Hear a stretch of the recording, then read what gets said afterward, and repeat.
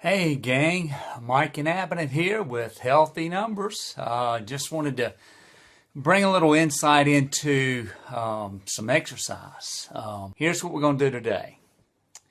I had a lot of questions about over the years.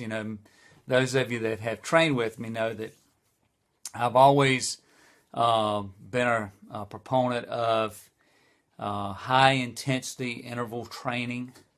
For the 30 some years I've been involved in fitness and health, the number one obstacle for most people in being consistent in their workout program is their time. It's just nothing's changed in 30 years. It's still the biggest challenge people have with being consistent and then maximizing their workout time. So I remember way back when I first started, I was training a marathon runner. And I was trying to get him involved in circuit training and some type of resistance training because if you're so focused on one activity like this guy was, he no cross training, it was just purely train for marathon running. So that's what he did. And of course, as a result of that, he was developing some pretty significant muscle imbalances, and as a result, he was constantly dealing with some type of injury because of these muscle imbalances, and ultimately was really affecting his ultimate goal, which was to make some excellent runs with his marathoning. And so I challenged him one day to go through a workout, and he started telling me. I told him basically we were going to train for 30 minutes and then that would be it. And of course his thing was, he's used to training for hours. And I was just going to say, hey, here's how you can incorporate some resistance training without taking away from your ultimate goal, which is your marathon running and that training. But he kept saying there's just no way that you can get a real workout in 30 minutes. And so I said, well, I'll challenge you then. I said, I'll carry you through a workout. And at the end of that 30 minutes, if you can honestly tell me that you didn't get a great workout, one of your best workouts ever, I said, I'll give you a free year membership. And of course, he was up for the challenge. And about, I'd say 10, 12 minutes into the workout, he got lightheaded and we had to put him on the floor, lay him down, let some blood flow get back to his head. But it was just not that the workout was that difficult or that challenging. It was just the fact that his system was so warped, one-sided, to doing nothing but running. And all of a sudden, I was challenging through these compound muscle movements that just sent him over the top. And of course, he ended up coming back and becoming a member and going through a consistent 2 to 3 days a week of a 30-minute high-intensity interval training program. And I've used this philosophy for, the 30 years I've been in the industry.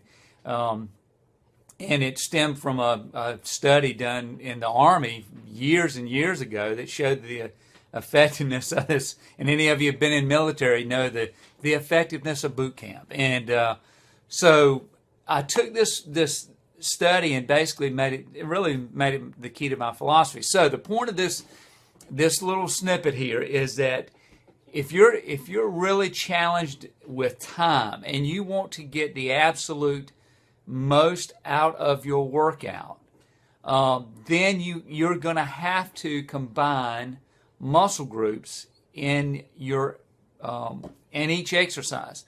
And I'll explain that those of you that have any kind of experience with exercise, you know that if you're just doing a standing bicep curl, okay, you're basically, the primary muscle mover is, of course, the bicep. And yeah, there's some other little recruitment going on with some muscles, but not a lot of energy being expended doing that bicep curl.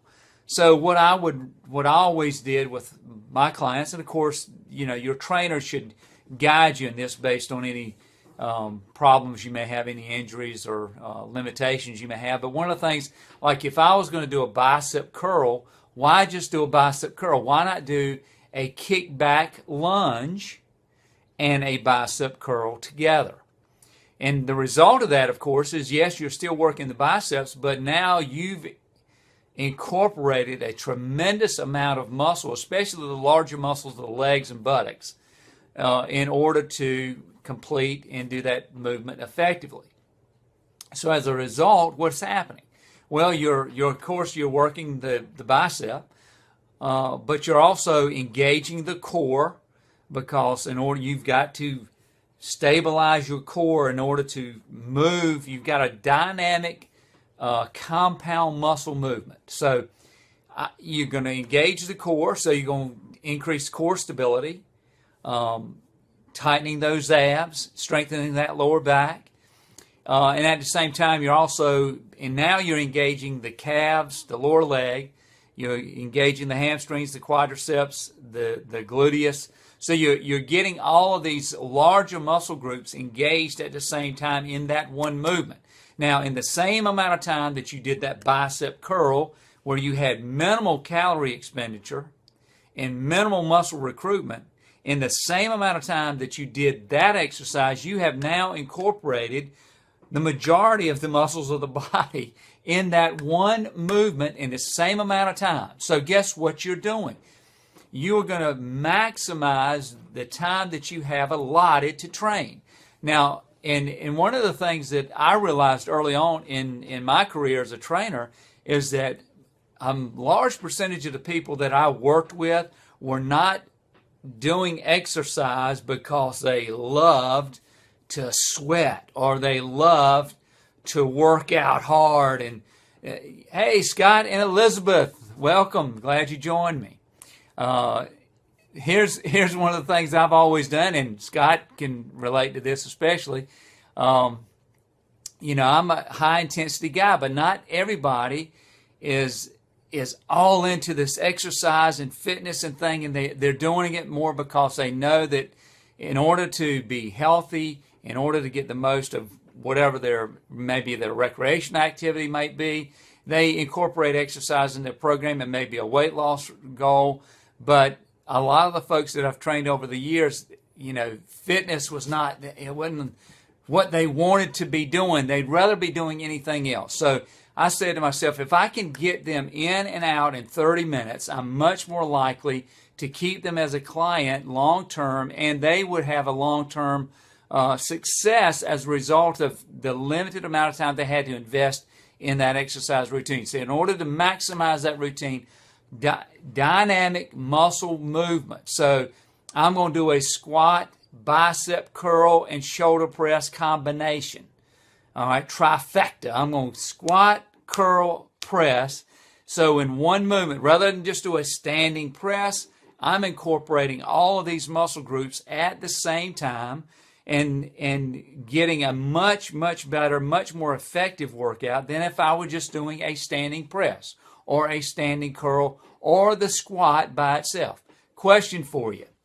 If you were going to pick one exercise to get a flat stomach, okay, you're going to flatten out those abs, get a six-pack maybe, what exercise would you choose? Would it be sit-ups? Would it be crunches? Or would it be squats? And the correct answer is squats.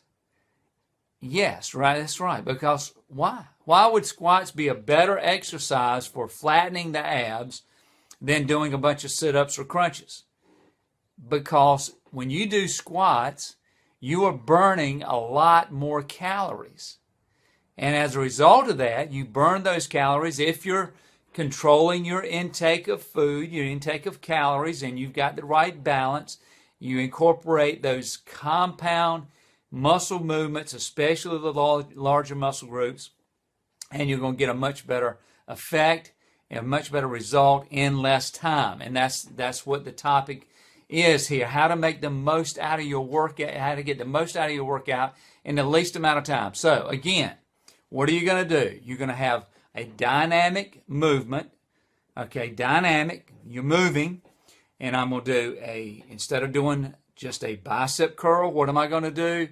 I'm going to do a kickback lunge and bicep curl. Instead of just doing a shoulder press, I'm going to do a squat and shoulder press. All right, so again, you're starting to incorporate the larger muscle groups. At the same time, you're incorporating the muscle groups of the upper body, so therefore you're going to get a much better effect. You're going to get better result in less time. And that's what I've always concentrated on when I've trained individuals throughout the years, is getting the most bang for the buck.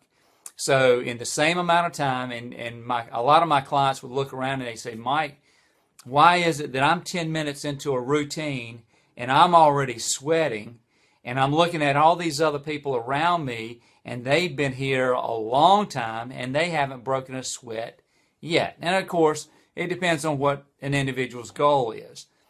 But again, the thing that I'm going to do by using these dynamic movements, compound muscle movements, you're going to get so much more muscle recruitment.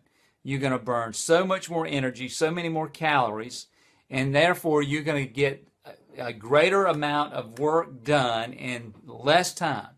You know, the typical workout I observe for most clients over the years is that they're going to train for 45 minutes to an hour, and a disproportionate amount of time is spent in idleness, doing nothing. Nothing burns no calories. So I've always incorporated that high intensity interval training concept. Yes, where you get always, I'd follow up a really hard exercise with one that would allow for some recovery. So they moved for the entire 30 minutes, but because I incorporated an alternating high intensity movement with a little bit lower intensity movement as a recovery, that allowed us to get ready for the next high intensity move. By doing that, burning more calories, getting a lot more muscle recruitment during the same 30-minute workout than they would do otherwise. So again, the conclusion and the tip for you is, if you're struggling and you're kind of plateaued in your workout, or you're just getting, especially as we move into summer and we want to do other things, you want to really condense that workout and you want to get the most bang for your buck, then try to incorporate compound muscle movements that incorporate some type of dynamics. So it's just not a stationary, but you're moving from an upright position to a squat position. Those are going to be the things that are most effective. Or if you're doing, which is going to be more effective, doing a jumping jack or a burpee. Well, we know which one is going to work to burn more calories. It's going to be getting it from a standing position all the way down to a prone position on the floor and then standing back up. Even if it's done slowly, you're gonna burn a lot more calories than you would if you were just doing a jumping jack. So again, maximize the time that you have by using those muscle movements. If you have any questions, don't hesitate to reach out to me, message me, share this with a friend, and I'll be back soon. Take care, everybody. See you soon.